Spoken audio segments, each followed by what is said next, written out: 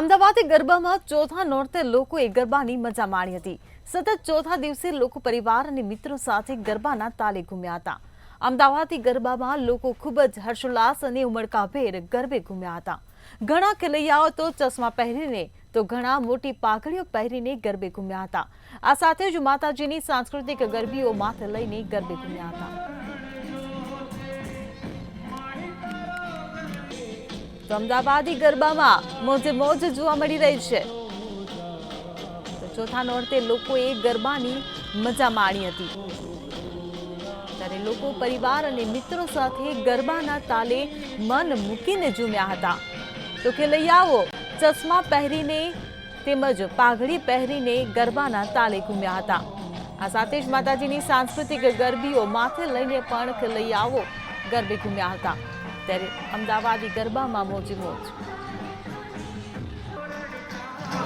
અમદાવાદમાં ચોથા નવરાત્રીના ગરબે જે લોકો ઘૂમી રહ્યા છે, પરંતુ ક્યાંક એવી પણ સ્ટાઇલો જોવા મળી રહી છે કે ચશ્મા દબંગ સ્ટાઇલમાં જે યુવાનો છે તે બધા ચશ્મા પહેરીને જે ગરબા છે તે રમી રહ્યા છે। અને સાથે સાથે મિત્રતાની એક પહેલ જે છે, એક ઉમળકાભેર જે ગરબે તમામ જે લોકો રમે છે, તમામ ઉંમરના જે યુવાન મિત્રો છે તે ગરબે ઘૂમી રહ્યા છે અને ખાસ કરીને તેઓ અલગ અલગ જગ્યાએથી આવી રહ્યા છે। એકદમ દબંગ સ્ટાઇલમાં ગરબા કરી રહ્યા છો।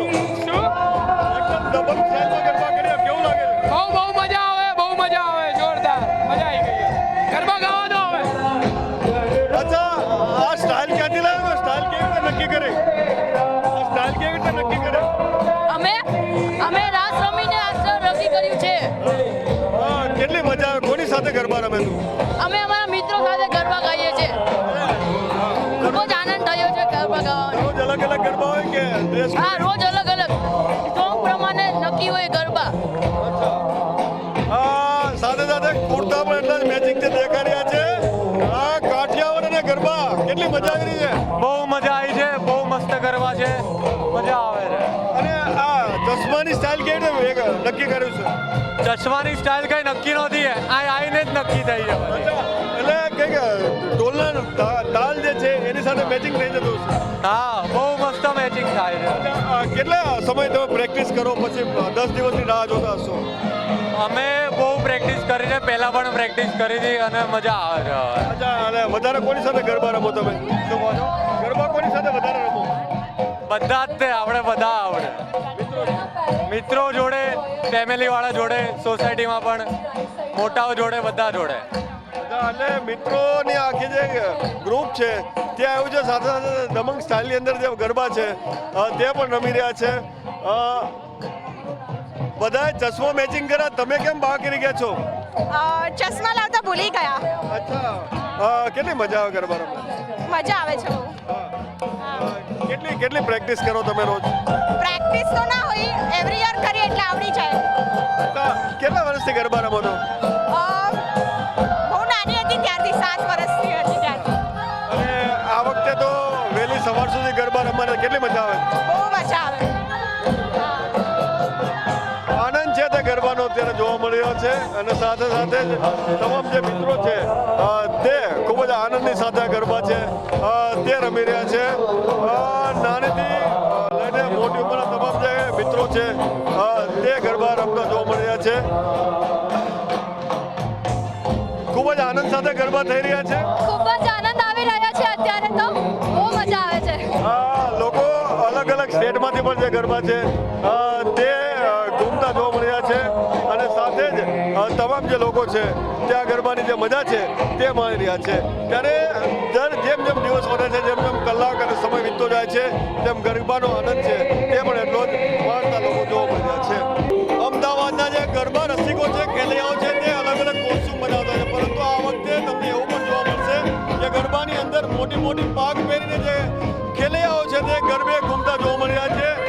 જે પ્રમાણે આપ જોઈ રહ્યા છો કે જે ખેલૈયાઓ છે તે ખૂબ જ મોટી પાઘ જે છે તે લગાવીને, ખાસ કરીને તેની સાથે પાઘની સાથે તે મોરપંખ અને મોરપંખની સાથે સાથે આ પાઘની અંદર લાઈટો પણ ગોઠવવામાં આવી છે। ત્યારે એક આબેહૂબ માહોલ જે છે તે જોવા મળ્યો છે।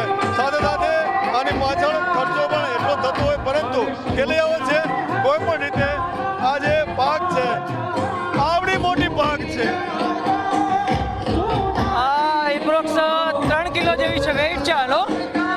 અને હું છેલ્લા 4 વર્ષથી આ રીતે રમું જ છું. દર વર્ષે અમારું નવું કોસ્ચ્યુમ હોય છે, નવી ડિઝાઇન લાવીએ છીએ અમે લોકો. અમારું ગ્રુપ છે આખું. ભાઈ આવડી મોટી પાક અને વજન કેટલો છે આનો? એનું વજન 3 કિલો એપ્રોક્સ છે અત્યારે. હા, પણ પહેલેથી અમારે સેટ થઈ ગયેલું છે એટલે ભાવે છે રમતા અને પબ્લિકનો સપોર્ટ બી રહે છે. ભાઈ આવડી મોટી પાક વજન નહીં લાગતું? હા, પ્રેક્ટિસ થઈ ગઈ છે. અચ્છા, કેટલી તૈયારી કેટલી કરી બનાવવા માટે? 3-4 મહિના પહેલાથી તૈયારી ચાલુ કરી દઈએ છીએ. કેટલી મજા આવે છે ગરબા રમવાની? ખૂબ જ સરસ મજા આવે છે. અમદાવાદનો ફેવરેટ ફેસ્ટિવલ છે અમારો આ. અચ્છા, કોણ ગરબા રમવા આવો છો? ગરબા કોણ રમવા આવો છો? શું? કોની સાથે ગરબા રમો? અમારું ગ્રુપ છે આખું. અમે ગ્રુપમાં જ જઈએ છીએ રમવા માટે. અમારા પોતાના ક્લાસીસ પણ ચાલુ છે. આજે અલગ પ્રકારની પાક, અલગ પ્રકારના ચણિયા ચોળી અને સાથે જ જે મ્યુઝિક, જે ઢોલના ધબકાર અને સાથે જે સંગીતકારો છે તે આખો જે માહોલ જે છે નવરાત્રિનો તેને આખો વાઇબ્રેટ કરી મૂકે છે.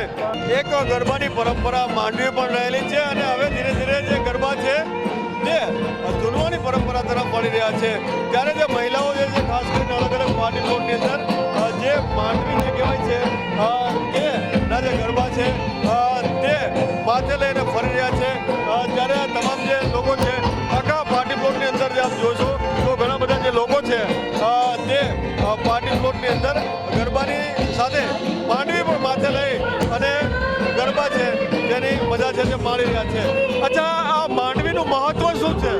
નવરાત્રિની માતાજીની અસીમ કૃપાથી 9 દિવસ જે ખેલૈયાઓ ખેલી રહ્યા છે એવી આવી આધ્યાત્મિક જીવન ખાલી ગુજરાત ઇન્ડિયામાં જ પોસિબલ છે. ભારત માતાની અસમ ચરણોમાં આજે માતાજીનું 9 દિવસનું પર્વ થઈ રહ્યું છે એવું અમારા ગોપી ધામની અંદર હર વર્ષે થાય છે. 25,000થી વધારે પબ્લિક અહીંયા સુખ શાંતિથી ગરબા રમી રહી છે. બહુ જ મજાની વાત છે. અચ્છા, કેટલું સારું લાગ્યું માતાજીની માંડવી ઉપાડી? માતાજીના લીધે કોઈ ભાર ના લાગે. માતાજીની શ્રદ્ધા હોવાથી કોઈ ના લાગે માતાજી. અચ્છા, જૂની પરંપરા ફરી શરૂ થઈ ગઈ છે. પણ એ સારું છે. જેટલા ભૌગોલિક જૂની પરંપરામાં પાછા આવીશું, મોડર્ન જેટલું કરીશું એટલું આપણે જ નુકસાન છે. જે લોકો જે નવા ગરબા તરફ વળે છે તો સાથે આ કેટલું જરૂરી છે? જેટલા પૌરાણિક ગરબામાં જેટલી મજા છે એટલી નવા ગરબામાં નથી. જે લોકો છે નાની બાળાઓ જે છે, મહિલાઓ છે તે પણ જે માંડવી છે તેની સાથે ગરબે ઘૂમી રહી છે. એટલે કે જે પરંપરા જે ગરબાની ખાસ કરીને જે જોવા મળી રહી હતી તે જ પરંપરા ફરી વખત ઘણી બધી જગ્યાઓ પર જોવા મળી રહી છે. કેમેરામેન ઓમ પટેલ સાથે મેં હતું અમદાવાદ.